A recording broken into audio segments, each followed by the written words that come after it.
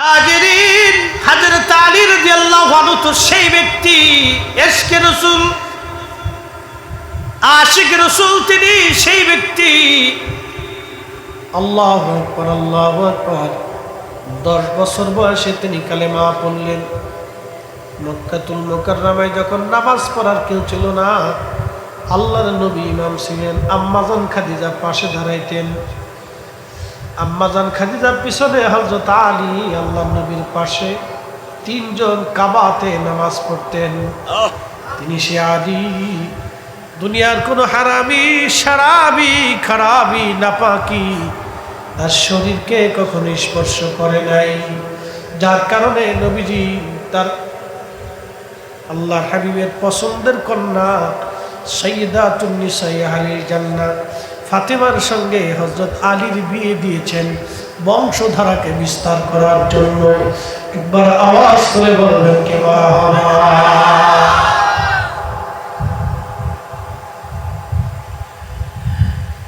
হযরত আলীর জীবনী বিরাট বড় লম্বা।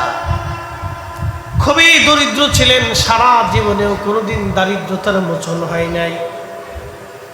আরে আল্লাহর হাবিবকে এতটুকু বয়স থেকে ভালোবাসতে শিখেছেন। ছোট্টকাল 10 বছর বয়স থেকে নবীকে ভালোবাসতে শিখলেন। ভালোবাসতে বাসতে জীবনের শেষ সময় পর্যন্ত রাসূলকে মহব্বত করে গেলেন হযরত আলী। তিনি সেই মহান সাহাবী যার পবিত্র স্ত্রী সাইয়্যিদাতুন নিসাই আহলিল জান্নাহ ফাতিমাতুজ জাহরা রাদিয়াল্লাহু আনহা, দুনিয়া জান্নাতি রমণীদের সর্দারিনী। তিনি সেই ব্যক্তি যার 2টা সন্তান হাসান হুসাইন সাইয়্যিদা শামাহি আহলিল জান্নাহ, 2টা বেটাই তার জান্নাতের যুবকদের সর্দার। তিনি সেই পুরুষ যার শাশুড়ি আম্মাজান খাদিজাতুল কুবরা, লকব তাহেরা তাইয়্যিবা, পবিত্র মহিয়সী নারী আম্মাজান খাদিজা তাহেরা তাইয়্যিবা। তিনি তো সেই পুরুষ যার শ্বশুর সৃষ্টির ফাউন্ডেশন, আল্লাহর প্যারা মেহবুব, আসমানের নিচে জমিনের উপরে ভূখণ্ড, ভূমণ্ডল আর নবমণ্ডল, 7 আসমানের 7 জমিনে সৃষ্টির সূচনা থেকে শেষ পর্যন্ত আমার আল্লাহ এই নবী ছাড়া আর কাউকে হাবিব বানান নাই, কাউকে হাবিব বানাবেন না। তিনি আমার আপনার নবী রাহমাতুল লিল আলামিন, তারই জামাতা হযরত আলী। পুরা ঘরটাই আল্লাহর জান্নাত, আল্লাহর জান্নাত, আল্লাহর জান্নাত। একবার জোরে বলা যাবে কি মারহাবা।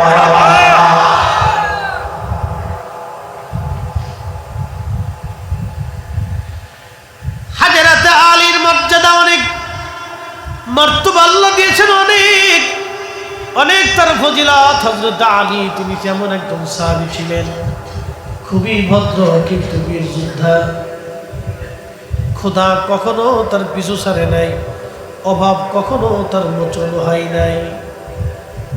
বিয়ে যখন হবে ফাতেমার সঙ্গে হযরত আলী, নবীজি জিজ্ঞেস করলেন, আলী বিয়ে তো করবা, সম্পদ তোমার কি আছে? বলি ইয়া রাসূলুল্লাহ, আমি বিবাহ করব, সম্পদ বলতে মাত্র আমার একটা ঢাল আছে, একটা তলোয়ার আছে, একটা ঢাল আর একটা তলোয়ার, আর গায়ের মধ্যে লাগানো লোহার বর্মটা আমার আছে, এছাড়া আর কোনো সম্পদ হযরত আলীর নাই।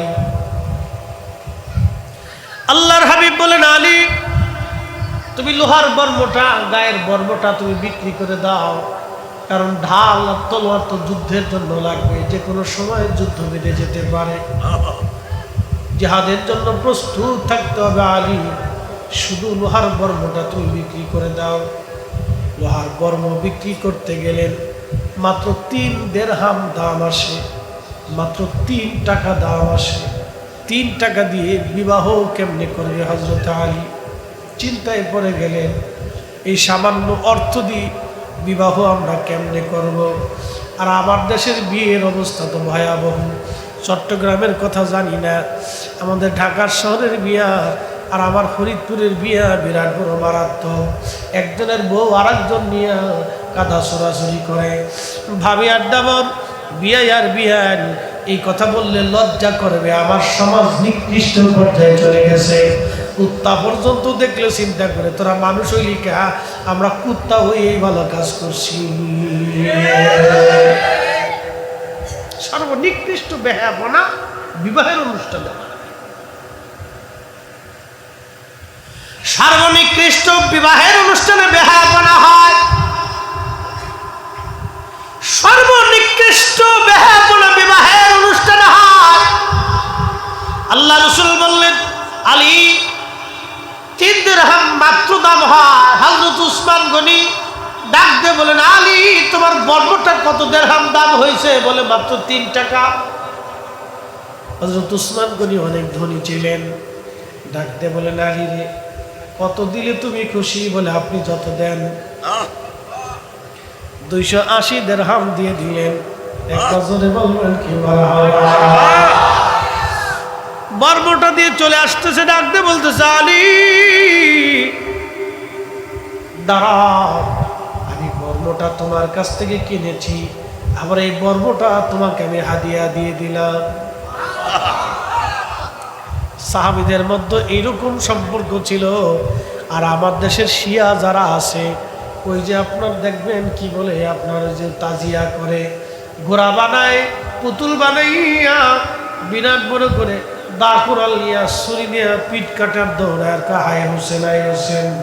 ওরা বলে উসমান হযরত আলীর সাথে খেয়ানত করছে, হযরত ওমর আর আবু বকর দুইজন আলীর সাথে খেয়ানত করেছে। খলিফা হওয়ার কথা হযরত আলী, খলিফা হয়েছে এরা 3 জন, এরা আলীর সাথে গাদ্দারি করছে। সাহাবীদেরকে যারা অসম্মান করে কথা বলে তারা অরিজিনাল ভণ্ডের ঘরের ভণ্ড, তারা অরিজিনাল দুশমনের রাসূল। কথা বলে ঠিক কিনা? শিয়া থেকে সাবধান থাকবে, খুব ভয়াবহ আকীদা, মারাত্মক আকীদা। এদের কথা শুনলে আপনার শরীর শিহর উঠবে, বলেটা কি? চিন্তা করছেন উসমান আলী রাদিয়াল্লাহু তাআলা আনহুর ভিতর সম্পর্ক কেমন ছিল? বলতো উসমান রাদিয়াল্লাহু আনহু বলতেছে আলী রে দিয়ে দিলাম, যাও দিয়ে যাও। কি মহব্বতের সম্পর্ক ছিল! তারা খেয়ানত করতে পারে, গাদ্দারি করতে পারে, ঠিক।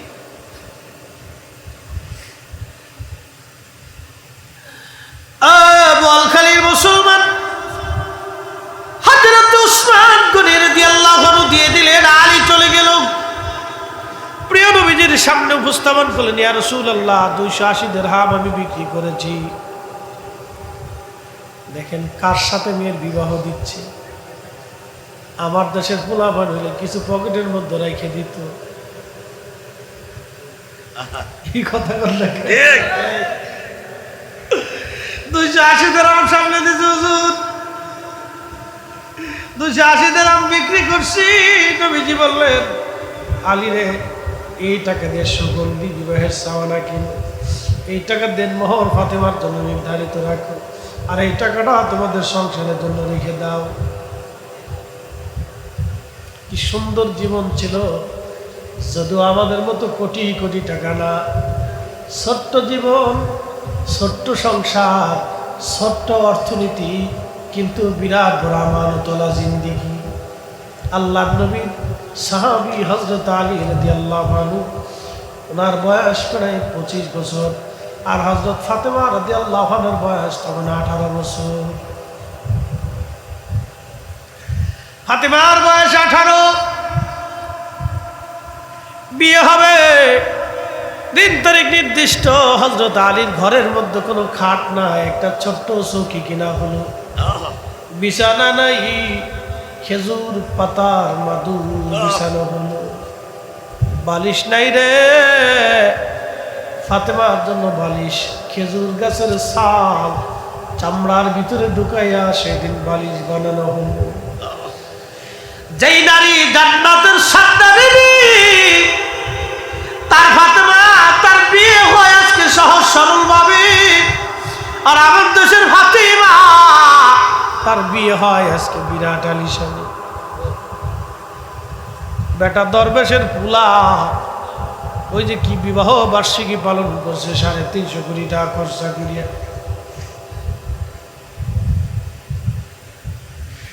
350 কোটি টাকা খরচা করে বিবাহ বার্ষিকী পালন করে তারা। আর আমার দেশের কত মা টাকার অভাবে ওষুধ কিনতে পারে নাই। আমার দেশের কত বাবা টাকার অভাবে ডাক্তার দেখাইতে পারে না। টাকার অভাবে আমার দেশের কত মা কত বাবা টাকার অভাবে ভালো খাবার কিনতে পারে না।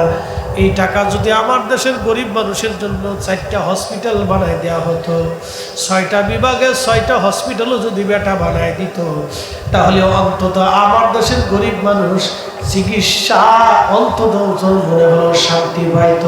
কথা কর না কেন, ঠিক কিনা? এই কাজে রাজি না, এই কাজে রাজি না। এরা নির্বাচন করে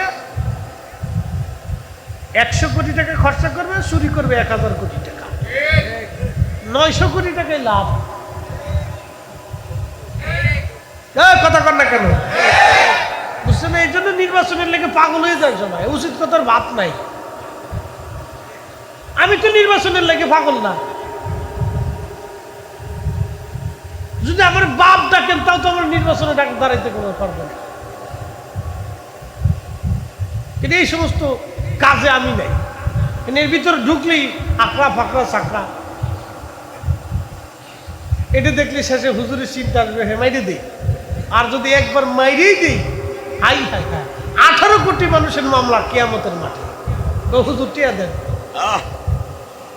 ফরিদি হুজুর টেকা দেন। কত কোটি মানুষ? 18 কোটি মানুষ আমার পিছিয়ে দৌড়াবে, টেকা দেন। মামলা হবে কিয়ামতের মাঠে। যত আরাম তত বেরাম, কঠিন জায়গা। হযরত আলী রাদিয়াল্লাহু তাআলা জীবনীতে বলতে চাচ্ছেন, সামনে আসতেছে তারা, এরপরে নির্বাচনে নিয়ে যাওয়া। তা যদ্দূর পর খালি ভোট দিবেন, চুরি করে দিয়ে দিবেন দিচ্ছি তো নাকি, বাস বিরাট সোয়াব, পুরে সোয়াব। আমাদের দেশে টাকা কামানোর যে কত সিস্টেম ধান্দা আছে জানেন? এখন আমাদের দেশে যে ইউটিউবওয়ালারা, এই যে হ্যাগারু কিছু ইউটিউবওয়ালারা বউয়ের ভিডিও করে, বউয়ের ভিডিও কি বলো, এটা কি কর, হ্যাঁ কাপের বলো, কাপিল বলো, লাহাউলা করতে নাম পর্যন্ত কি বেশকে নাম দিছে দেখছেন, কাপিল বলো। শয়তান বদমাইশ বউয়ের ভিডিও করে তোর এত নিচ পর্যন্ত চলে গেছে, শিয়াল কুত্তাও এত নিচে পর্যন্ত যায় নাই। যেই পুরুষ তার বউয়ের দেহ দেখাইয়া ব্যবসা করে টাকা রুজি করে, ওর বাড়ি খাওয়া আর কুত্তার গোশত খাওয়া সমান কথা। কথা বল না কেন? ঠিক পৃথিবীর সবচেয়ে নিকৃষ্ট পুরুষ এটা, নিজের বউয়ের দেহ ব্যবসা করে তাদের পয়সা রুজি করে। এটা হারামজাদার চাইতেও নিকৃষ্ট। আপনি কল্পনা করতে পারবেন? বউয়ে রান্না করতেছে, বউয়ে কাপড় ধুইতেছে, বউয়ে বাগান করতেছে, বউয়ে মার্কেট করতেছে, এইগুলো ভিডিও করে করে সাইডে পয়সা রুজি করে, বউয়ের শরীর দেখায়। ফাজিল কোথাকার এগুলি দেখে দেখে আমাদের নারীরা আরো উদ্বুদ্ধ হচ্ছে। আপনি কল্পনা করতে পারবেন? পতিতা নারী টাকার জন্য দেহ ব্যবসা করে, আর এই বেটা নিজের স্ত্রীর পতিতা বৃত্তির জন্য নামাইয়া দেহ দেখাইয়া পয়সা রুজি করে। ও পতিতা নারীর চাইতে এই বেটি কোনো অংশে কম না, একবারে সমানে সমানে। কি কথা কর না কেন?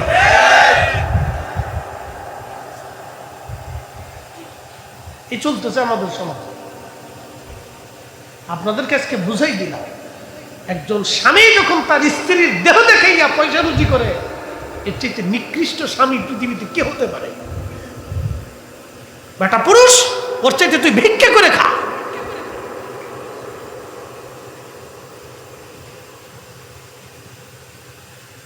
প্রিয় বোয়ালখালীর মুসলমান, হযরত আলী রাদিয়াল্লাহু আনহুর বাড়ি, হযরত ফাতেমাকে বিয়ে করবেন, বালিশ আজকে খেজুর গাছের সুবলা দিয়ে চামড়া দিয়ে বানানো হলো ফাতেমার বালিশ। সামান্য একটু সুগন্ধি, কোনোরকম আসবাবপত্র হলো তার। আল্লাহ নবী কিছু দিলেন, কোন রকম হলো সংসার। একটা কম্বল, পা ঢাকলে মাথা বের হয়, মাথা ঢাকলে পা বের হয়ে যায়। বিয়ে হয়ে গেল। হযরত আলী রাদিয়াল্লাহু আনহুর বিয়ের দিন তারিখ নির্দিষ্ট হলো। ফাতেমা রাদিয়াল্লাহু আনহা বসে বসে কান্না করতেছে, খুব বেশি করে কান্না করে। মা ঘরে নাই, তার আজ মা নাই। খাদিজাতুল কুবরা আজকে দুনিয়ায় নাই, মেয়েটাকে কে সান্ত্বনা দিবে? আল্লাহর নবী নিজে হেঁটে হেঁটে ফাতেমার কাছে বসলেন। ফাতেমার কাছে বসে বললেন, মা রে, বুঝতেছি ঘরে তোমার মা নাই, মন বেজার আছে। ফাতেমারে আমি আরো বুঝছি, আমি ইচ্ছা করলে মদিনার সবচেয়ে বড় ধনী পরিবারে তোমাকে বিয়ে দিতে পারতাম। ফাতেমা, গরিব আলীর সাথে তোমার বিয়ে দিচ্ছি আজ। আমি জানি আলীর তো কিছুই নাই মদিনাতে, ঘর নাই, বাড়ি নাই, সম্পদ ওর কিছুই নাই, কোন রকম দিন আনে দিন চলে আমার আলী। ফাতেমা, আমি ইচ্ছা করলে ধনী পরিবারে তোমাকে বিয়ে দিতে পারতাম, কিন্তু ফাতেমা রে, আলীর সাথে তোমার বিয়ে দিলাম। আজকে শুনে নাও, তোমার স্বামী পছন্দের ব্যাপারে আমি নবীর কোনো হাত নাই। তোমার স্বামী পছন্দ করেছেন আমার মালিক আরশে মুআল্লা। চিৎকার মেরে জোরে বলবেন কি ইয়া রাসূলুল্লাহ? ফাতেমার স্বামী পছন্দ করেছে আমার আল্লাহ, আমার আল্লাহ, আমার আল্লাহ, আমার আল্লাহ। ফাতেমা রাদিয়াল্লাহু আনহা সঙ্গে সঙ্গে চোখের পানি মুছে ফেললেন, সাথে সাথে চোখের পানি মুছে ফেললেন। আর কান্না নাই। আব্বাজান, আমার মালিক আমার আল্লাহ, আমার স্বামী পছন্দ করেছে, এর চাইতে পরম সৌভাগ্য আমার জীবনে আর কি হতে পারে?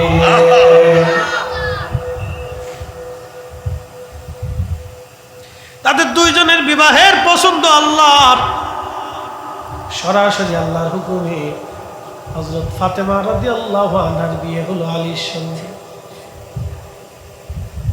সেই দিনের বিবাহ, আজকের বিবাহ, বিয়ে হয়ে যাচ্ছে নরমাল ভাবে। বিয়ে হয়ে যাওয়ার সময় হযরত হামজা রাদিয়াল্লাহু আনহু, তিনি ফাতেমা রাদিয়াল্লাহু আনহার দাদা, নবীজির চাচা। ফাতেমা রাদিয়াল্লাহু আনহার দাদা, নবীজির চাচা। হামজা ডাক দিয়ে বলল, আমার নাতির বিয়ে হবে, অথচ ওলিমা হবে না, তো হয় না। আমার নাতি গরিব হতে পারে, নাত জামাই গরিব হতে পারে, আমি হামজা তো মরে যায় নাই, দাদা তো মরে যায় নাই, বড় কলিজাওয়ালা ছিলেন। উনি তাড়াতাড়ি উট এনে নাতির বিয়েতে উট জবাই দিয়ে ওলিমা রান্না করে সারা মদিনার মানুষ খাওয়াইতে লাগলেন। একবার জোরে বলবেন কি মারহাবা? নাতিরে খুব ভালোবাসতে। এই জন্য দেখেন, আমরা দাদা নানা মরে গেলে খোঁজ খবর নিই না। হ্যাঁ, নাতিরে খুব ভালোবাসতেন বিদায় হযরত ফাতেমা জীবনেও দাদারে ভুলেন না। আজকে শুনে যান, দাদার প্রতি কৃতজ্ঞতা কত চমৎকার ছিল। তাদের জিন্দিগি শুনলে আপনার গা শিহরে উঠবে। দাদার প্রতি ভালোবাসা এতই কঠিন ছিল, দাদা শহীদ হয়ে গেলেন উহুদে। হযরত আমির হামজা উহুদে শহীদ হয়ে গেলেন। হযরত ওহসী রাদিয়াল্লাহু আনহু তখনও কালেমা পড়েন নাই। পাহাড়ের আড়াল থেকে তিনি হযরত হামজার বক্ষ বরাবর বর্ষা নিক্ষেপ করেছিলেন। বর্ষার আঘাতে তিনি শহীদ হয়ে গেলেন। হিন্দা তার নাক কানগুলি কেটে কলিজা ফেরে, কলিজা বের করে নিয়ে চিবিয়েছিল। এই দৃশ্যখানা নবীকে বড় পেড়া দিয়েছিল। আল্লাহর নবী লাশের পাশে বসে উহুদে কেঁদেছিলেন আর বলেছিলেন, আমার চাচা সাইয়্যিদুশ শুহাদা, সমস্ত শহীদদের সর্দার বলে আমি ঘোষণা দিয়ে দিলাম। একবার জোরে বলা যাবে আল্লাহু আকবার। সাইয়্যিদুশ শুহাদা, শহীদদের সর্দার, উহুদে তাকে সমাহিত করা হলো। এখনো হামজার লাশ পচে নাই, উহুদে ওইভাবে এখনো লাশ রয়ে গেছে। হযরত ফাতেমা রাদিয়াল্লাহু আনহা দাদার মহব্বতে প্রত্যেক জুমার নামাজের পরে জুমার দিনে তিনি হাওদায় চড়ে, উটের পিঠে চড়ে তিনি সুদূর মদিনা মুনাওয়ারা থেকে উহুদে চলে যাইতেন। দাদার মাজারের পাশে দাঁড়ায় দাঁড়ায় দাদা হামজা রাদিয়াল্লাহু আনহুর জন্য দোয়া করতেন, জিয়ারত করতেন। একবার জোরে বলা যাবে কি মারহাবা। আমাদের দেশের নাতি দাদার কথা ভুলে গেছে, মনে নাই, কবরের পাশে যায় না, বাপের কবরের পাশে যায় না তো দাদা। আর অনেকে ভূতে ধরবে, ভূতে কি এর ভূতে ধরবে, ভূত আপনি ধরে নিয়ে আসবেন, কি কথা কন না কেন? হ্যাঁ, ভূত দেখে ডরান, ধরে নিয়ে আসবেন ভূত।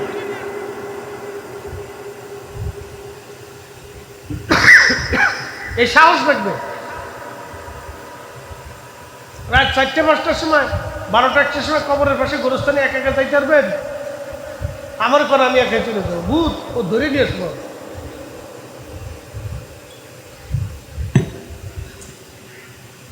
ভূত ধরে নিয়ে আসবেন। ভূত আপনি ভূত দেখে বলাবেন কেন? ধরে নিয়ে আসবেন। ভূত আয় বেটা, তোর আজকে পাইছি, বহুদিন ধরে তোরা খুঁজতেছিলাম, আজকে বাটাম চালান দেবো। কেন বলা ভাই পারবি না? ভূত আজকে তোর বাটাম চালান আজকে দিয়ে দেবো, তারা আয়।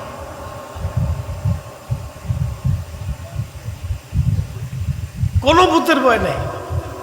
রাত্রিবেলা যাবেন গোরস্থানে সুযোগ হলে, বলে হুজুর কারণ কি?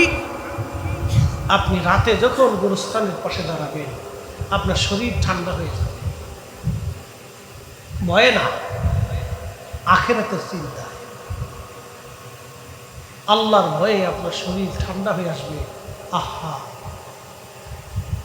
আজকে যারা পৃথিবীতে দেমাগ দেখাইতো, ক্ষমতার অহংকার দেখাইতো, আজকে তারা মাটির নিচে চলে গেছে, কেউ তাদের দেখার নাই, নিস্তব্ধ হয়ে গুরুস্থানের ভিতরে চলে গেছে।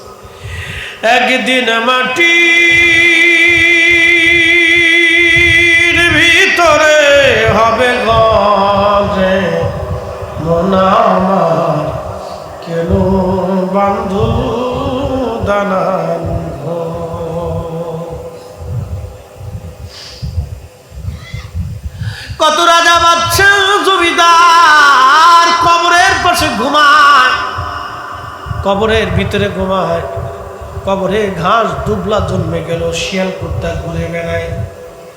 আজকে তাদের কোনো ক্ষমতা নাই, আজকে তাদের কিছুই নাই, করার কিছুই নাই। এই জন্য ক্ষমতা পাওয়ার পরে যারা অপব্যবহার করে তারা অনেক বড় ভুল করে। যারা করেছে তারা ভুল করেছে, যারা আগামীতেও করবে তারাও জীবনে চরম ভুল করবে।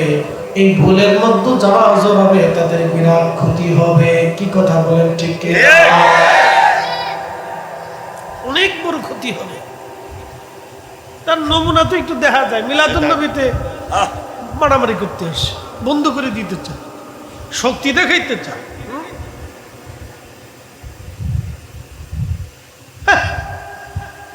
একটু হওয়ার বেশি ভাবলেই ফেলছিস না।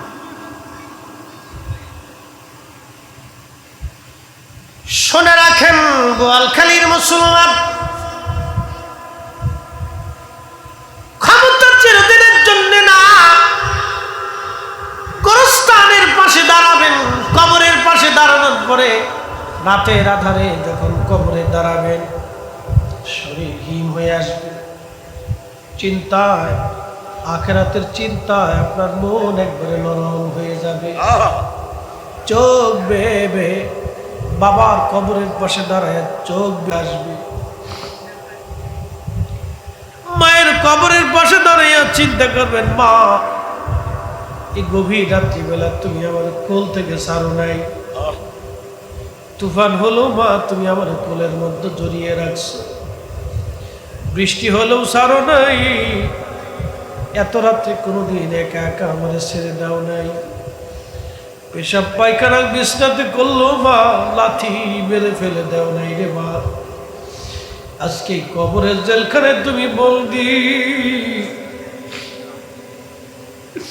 আজকে কবরের জেলখানায় তুমি বন্দি মা, আমি সন্তান তোমার বিছানা দিতে পারি নাই, তোমার খোঁজ খবর আমি নিতে পারি নাই। কবরের পাশে দাঁড়ায় যাবেন, মায়ের কবরের পাশে দাঁড়িয়ে যাবেন, মাকে ডাকবেন, মা তোমার হক আমি আদায় করতে পারি নাই, তুমি মা আমার যেইভাবে লালন পালন করছো সেই অনুযায়ী কোন হক আমি আদায় করতে পারি নাই, কিন্তু রাত্রিবেলা আমি সন্তান তোমারে ভুলি নাই।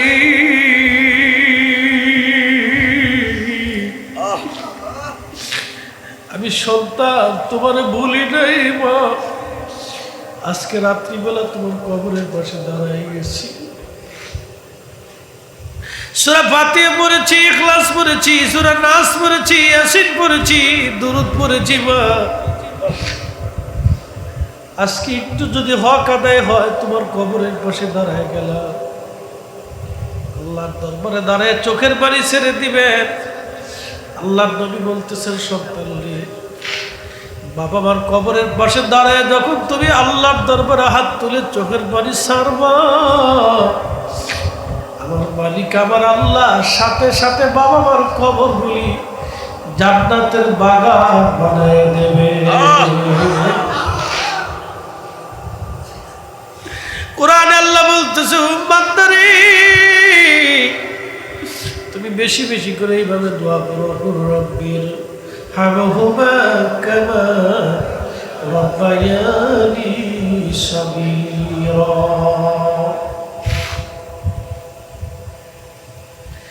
এই যে রাত গভীর হয়ে গেছে,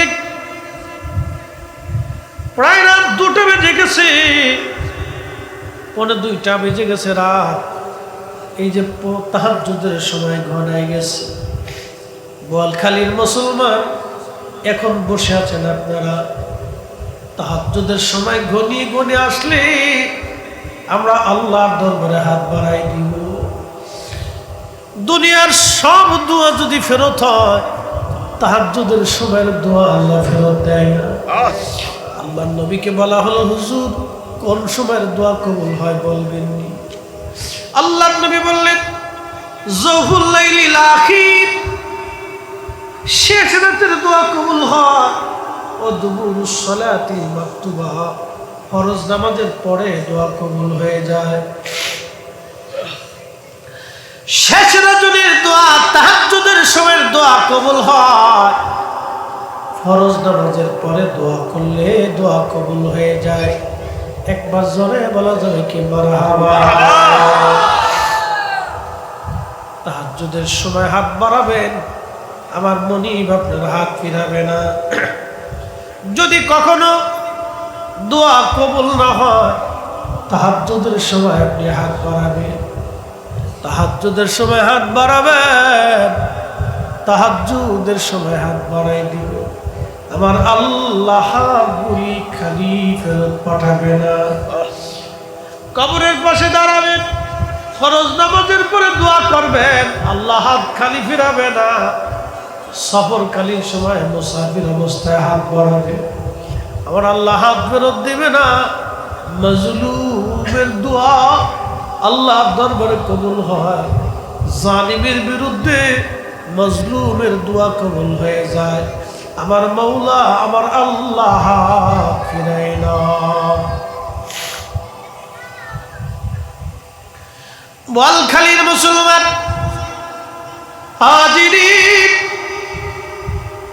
এই সময়ের দোয়াগুলি আল্লাহর দরবার থেকে ফেরত আসে না। বৃষ্টির সময় হাত বাড়াবেন, আল্লাহ ফেরায় না। কিছু কিছু সময় দোয়া কবুল হয়, এইগুলি মনে রাখবেন। কবরের পাশে দাঁড়াবেন, রাত্রিবেলা যাবেন, ফজরের সময় যাবেন, তাহাজ্জুদের সময় যাবেন, দোয়া কবুল হয়ে যাবে। চিন্তার কোনো কারণ নাই, ভয়ের কোনো কারণ নাই। জিয়ারত করবেন, যদি তা না পারেন দিনে যাবেন, যদি সম্ভব হয় প্রত্যেক দিন যাবেন, না পারলে জুমার দিনে যাবেন। জুমার নামাজ পড়ে বাবা মার কবরের পাশে দাঁড়াবেন, দাদা দাদির কবরের পাশে দাঁড়াবেন। সাইয়েদা ফাতিমাতুজ জাহরা রাদিয়াল্লাহু আনহা, তিনি প্রত্যেক জুমার দিন উহুদে যাইয়া দাদা আমিরা হামজা রাদিয়াল্লাহু আনহুর কবরের পাশে দাঁড়াইয়া, মাজারের পাশে দাঁড়াইয়া তিনি জিয়ারত করে দোয়া করতেন, দাদার জন্য কাঁদতেন।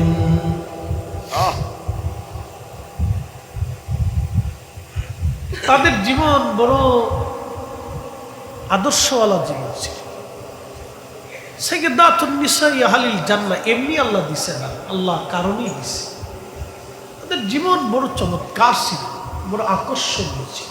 তারা আল্লাহ রাব্বুল আলামিন এই তাদের আদর্শকে যে নারীরা ফলো করবে, সেই নারীরা তাদের সাথে হাসরের ময়দানে একত্রিত হবে। সুবহানাল্লাহ।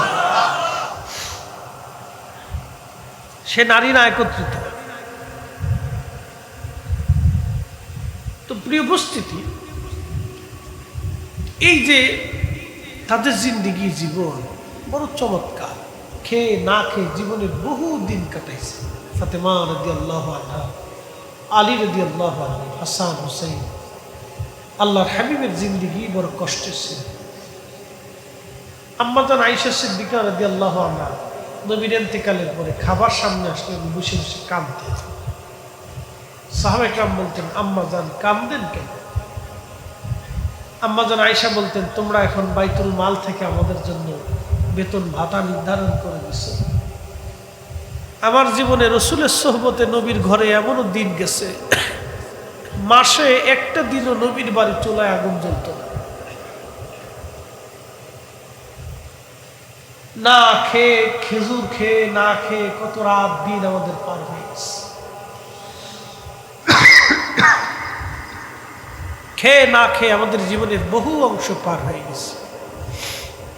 ক্ষুধায় আমাদের দিন চলে গেছে। আম্মা জান আয়েশা কাঁদতেন। এভাবে রসুল করিমের জীবন পার হয়েছে। 1 মাস পর্যন্ত বাড়িতে চুলায় আগুন জ্বলত না, খাবার থাকতো না। কি ভাবলেন আপনি? কোন স্ত্রী কি থাকবে? কোন স্ত্রী থাকবে না। কিন্তু একজন আম্মা যেন ক্ষুধা না খেয়ে 2 দিন 3 দিন পার করছে। একজন আম্মা যেন রসুল থেকে কোনোদিন জুদা হয় নাই। একসাথে বলবেন আল্লাহু আকবার।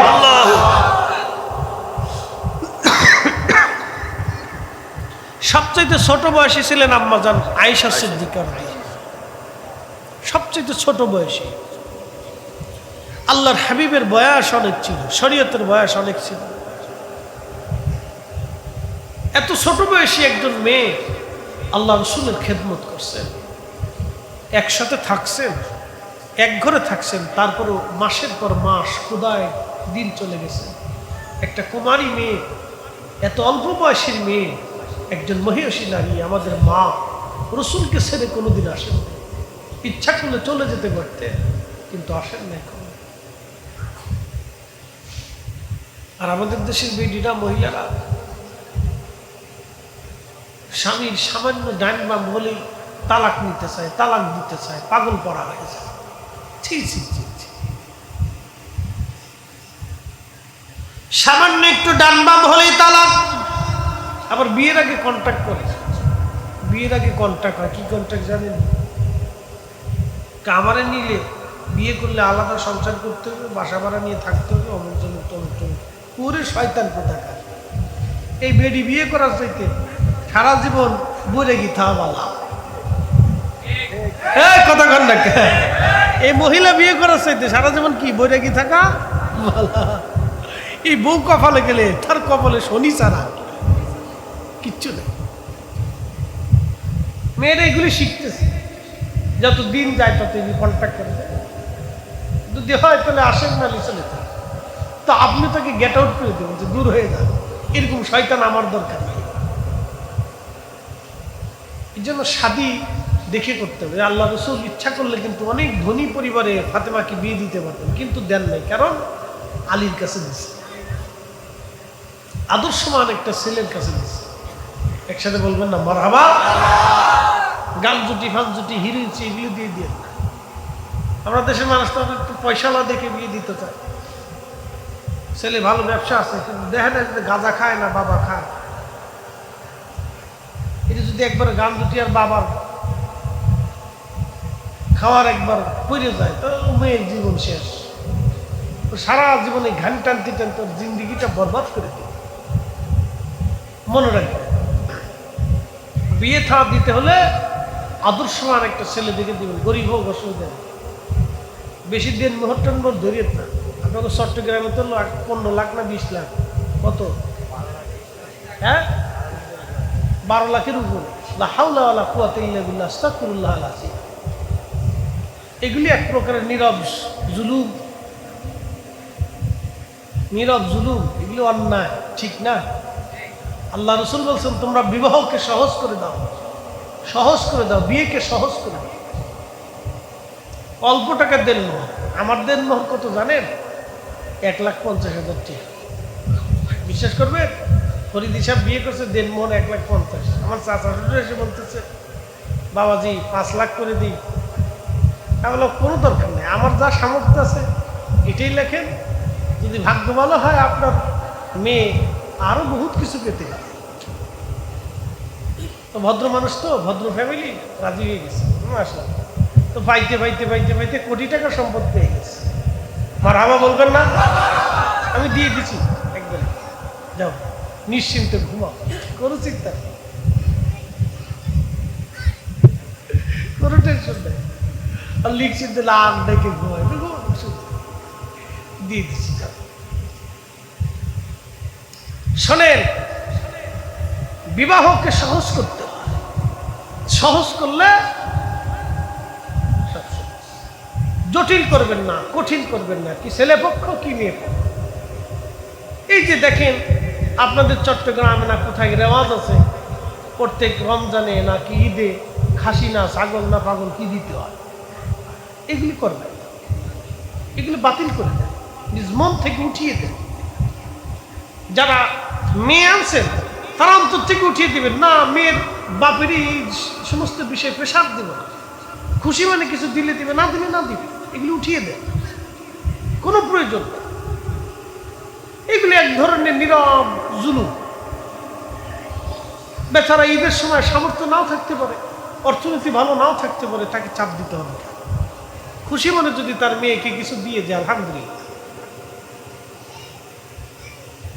কই আমরা তো বিয়ে করেছি, জীবনে কোনোদিন শ্বশুর বাড়িতে কি আসলো না আসলো এগুলো মাথার ভিতরে কোনো ঢুকিয়ে নি, চিন্তাও করিনি কোনো। এগুলো মগজে আনবেন তো। সবসময় চিন্তা করতে হবে যে আল্লাহ আপনাকে আমাদেরকে যা দিছেন এর উপর আলহামদুলিল্লাহ। কি কথা কন না, ঠিক কিনা? ওগুলো চিন্তা অন্তর থেকে ঝেড়ে ফেলে দিবেন। আমাদের অন্তর থেকে বের হয়ে গেলে সমাজ সুন্দর হয়ে যাবে। শ্বশুর বাড়ি থেকে আনা আবার সেখানে দেওয়া, এগুলি মানে কি রেওয়াজ আছে, কঠিন রেওয়াজটা এগুলি বের করতে। এমনি ছোটখাটো কিছু রেওয়াজ যদি থাকে, আত্মীয় স্বজন গেলে কাপড় চোপড় দেওয়া, গিফট টিফট দেওয়া, এটা সব জায়গায় আছে, আর এটা করতে হয়। নতুন আত্মীয় গেলে কাপড় চোপড় দেওয়া, এটা ভালো, দিবে, এটা সুন্নাত।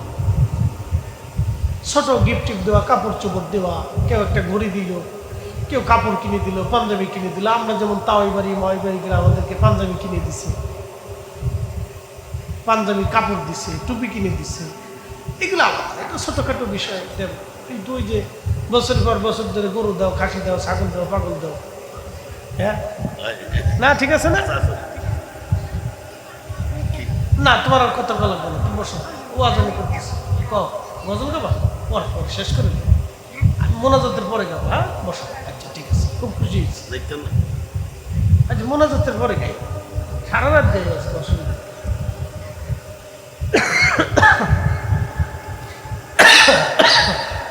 এই সমস্ত রেওয়াজগুলি আমরা দুটোই দিই, যে আল্লাহ রসুলের জীবনে আপনাদেরকে শোনাইলাম। কত সহজ বিবাহ ছিল, একসাথে জোরে বলবেন না মারহাবা। আর একটা বিয়ের কথা শোনাবো, আর একটা বিয়ের কথা শোনাবো, শোনাই শেষ। রাত কত বাজে? বেশি না, কেবল 2টা বাজে। দূর, আরো কিছুক্ষণ চলুক ইনশাল্লাহ। একসাথে বলেন তো আল্লাহু আকবার। একজন সাহাবী ছিলেন, তার নাম জুলাইবি। নাম কি? জুলাইবি। বাইটে বেঠে বেঠে বামন। কিছু মানুষ আছে না বামন, ছোট মানুষ, ওর সাথে কেউ মেয়ে বিয়ে দিতে চায় না, আত্মীয়তা করতে চায় না। জুলাইবি একে তো বামন, দ্বিতীয়ত কালো, তৃতীয়ত বাবা মার কোনো পরিচয় ছিল না, মানুষের ছোটকালে হারাই গেছে, বামন টামন দিকে আর কেউ নেয় নাই, খোঁজ খবরও নেয় নাই। তো ঘুরতে ঘুরতে ঘুরতে ঘুরতে আল্লাহ রসুলের দরবারে এসে পড়ছে, নবীর দরবারে ধীরে ধীরে বড় হতে লাগলো। একসাথে বলবেন না মারহাবা। পৃথিবীর শ্রেষ্ঠ আশ্রয় ছিল রসুলের দরবার। আল্লাহর নবী গরিব, অসহায়, মিসকিন, অভাবী, এতিম নবী নিজে পালন করতেন। এই জন্য আল্লাহ রসুল বলতেন, তোমরা যদি এতিম পালো তাহলে জান্নাতের মধ্যে আমি আর তুমি এইভাবে থাকবো। একসাথে বলবেন না মারহাবা। এইভাবে থাকবে, এতিম এতিম এতিম, দুস্থ, গরিব আল্লাহ রসুল পালতেন। এজন্য পৃথিবীতে যত সুফিদের দরবার দেখবেন, যত অলির দরবার দেখবেন, এই অলির দরবারে কিছু এতিম, দুস্থ, গরিব, অসহায় এরা যায় ভিড় করে। একসাথে বললেন না আল্লাহু আকবার। যত অলির দরবার দেখবেন, সব অলির দরবারে দুস্থ, অভাবী, এতিম, গরিব, হ্যাঁ, এরা যায় ভিড় করে, মাজুর এরা যায় ভিড় করে। কারণ ওই যে আল্লাহর রসুল ওই দুস্থ, এতিম, মাজুর, গরিব এগুলো পালতেন, তাদেরকে আহলে সুফা বলা হইতো। একসাথে বলবেন না মারহাবা। আর অলিরাও এই আদর্শকে কিয়ামত পর্যন্ত ধরে রাখবে। তাদের কাছে, তাদের বারগাহে, তাদের দরবারে এই পাগল, এই অভাবী, মিসকিন, মাজুর এরা যায় ভিড় করে।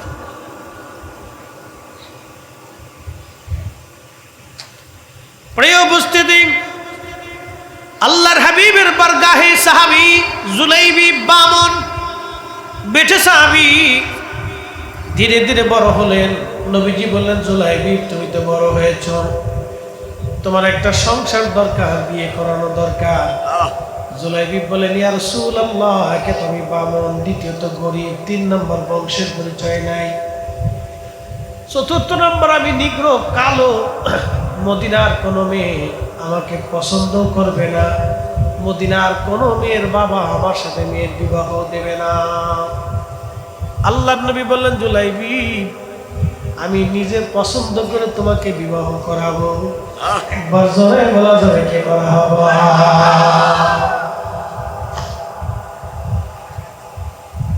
তো জুলাইবি চিন্তা, আল্লাহ রসুল যদি আমার বিয়ে করা হয় তাতে ভালো, করলে করাইতে পারে, আমার তো কেউ পছন্দ করে না। তো উনি হাল ছেড়ে দিছে যে আমার কেউ পছন্দ করতো না, আমি গরিব মানুষ, বাড়ি ঘর নাই, জমি জমা নাই, বংশের পরিচয় নেই, আমার কোথায় বাবা মা কেউ জানে, আমি নিজেও জানি। তা আমার মতো একটা ভবঘুরে ছেলের সাথে কে নেই, কথা তো সত্য, কেউ দিতে চাবে না, আপনিও দিতে যাবেন, এইটা না হতেই পারে। কিছুদিন পরে আল্লাহর নবীর বাড়ি এক সাহাবী আসছে, মদিনা আনসারী সাহাবী। যদি কোনোদিন মদিনাতে যান তাহলে অরিজিনাল মাদানি, ডুপ্লিকেট মাদানি না। আমাদের দেশে বহু ডুপ্লিকেট মাদানি আছে, মদিনা ভার্সিটিতে পড়া নামের পিছনে লেখছে মাদানি, এরা জাল মাদানি, জাল মাদানি, জাল মাদানি। কি কথা কম না কেন? কি মাদানি? জাল, জাল মাদানি। মদিনাতে বসে লাগিয়ে দিছে মাদানি, উরে বাপু।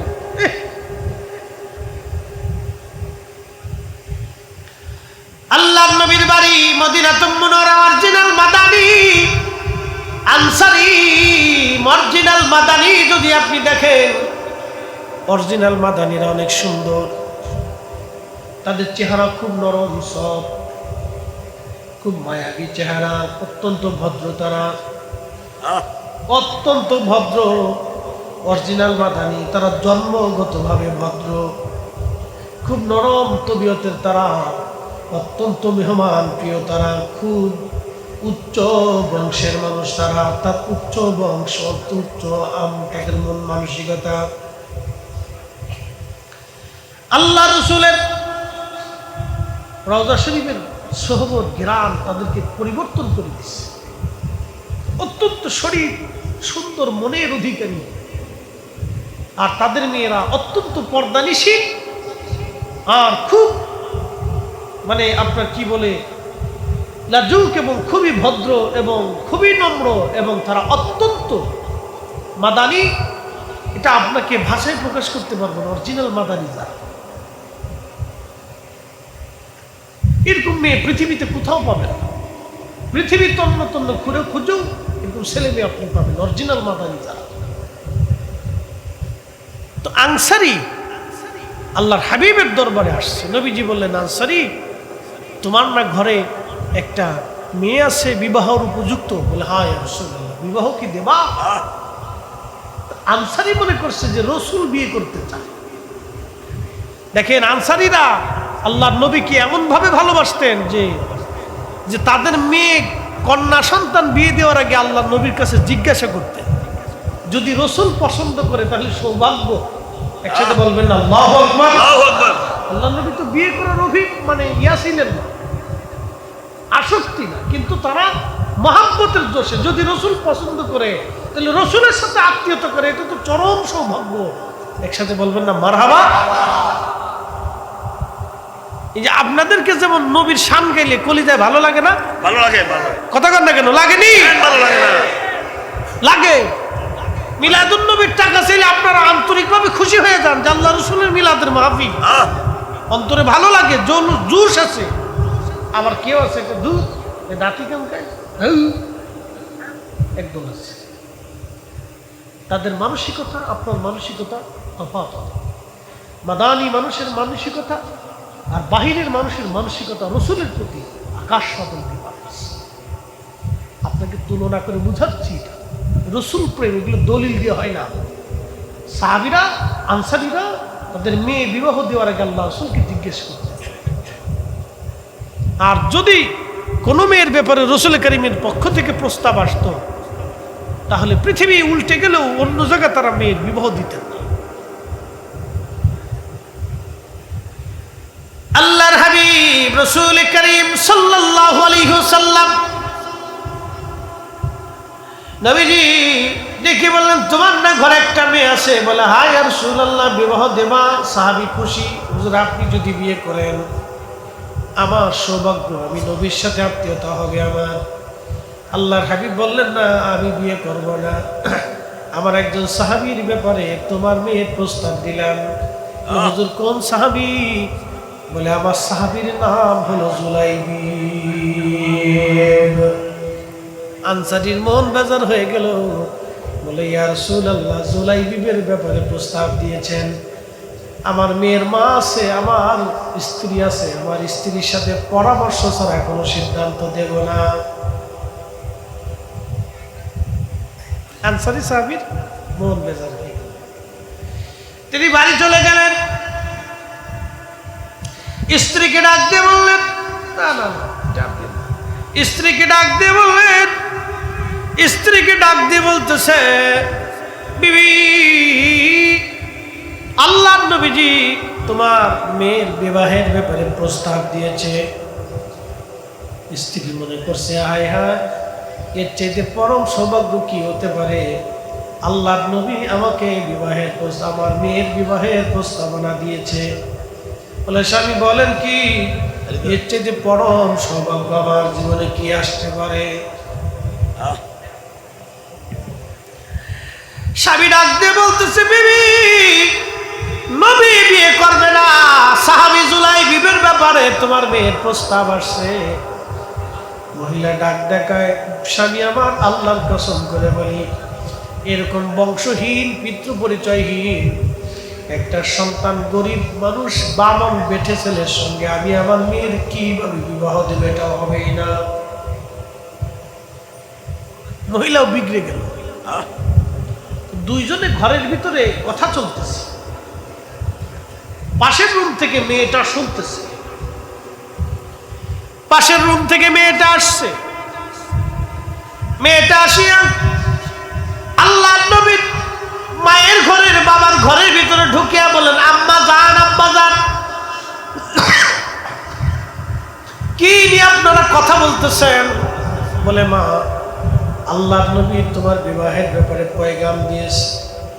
নবীর দরবারে একজন বামন বেঠে সাহাবী আছে, তার নাম জুলাইবিব। 1 নম্বরে বামন, 2 নম্বরে নিগ্রো, 3 নম্বর সে গরিব, 4 নম্বর পিতৃমাতৃ পরিচয়হীন বংশহীন একটা ছেলে। আমরা বাবা মা হয়ে কি করে তোমাকে এমন একটা ছেলের সাথে বিবাহ দিতে পারি? মেয়েটা ধমক দিয়ে বলল, আম্মা জান, আব্বা জান, চুপ করেন, আপনাদের সাহস কি করে হয়? আল্লাহর নবী আমার স্বামী পছন্দ করেছেন, এর চাইতে আমার জীবনের সৌভাগ্য আর কিছুই হতে পারে না।